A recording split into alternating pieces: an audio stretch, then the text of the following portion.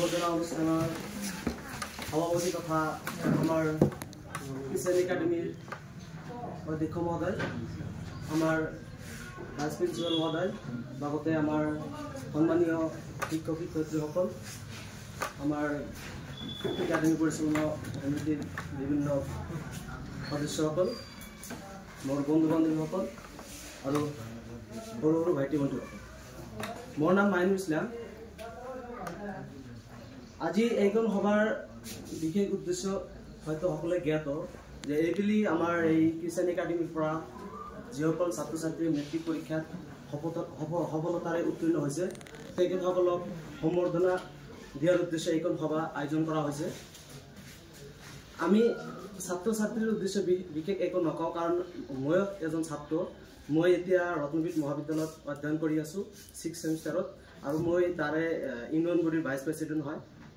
গতিকে এইখন স্কুলখন একাডেমীখন যেতিয়া ফাৰ্ষ্ট প্ৰতিষ্ঠা কৰা হৈছিল 2017 চনত, আৰু 17, 18, 19 দুটা বৰ্ষ কৰিছোঁ আমি। ফাৰ্ষ্ট ব্ৰাঞ্চ আছিলোঁ আমাৰ ইয়াতে, এজন হয়তো দ্বিতীয় বৰ্ষত হয়, পিছৰ নেক্সট ইয়াৰৰ হয়, কিন্তু আমি ফাৰ্ষ্ট গোটেইখিনি আছোঁ। ফাৰ্ষ্ট বৰ্ষত যিটো ফাৰ্ষ্ট ব্ৰাঞ্চ আছিল সেইটো আছিলোঁ।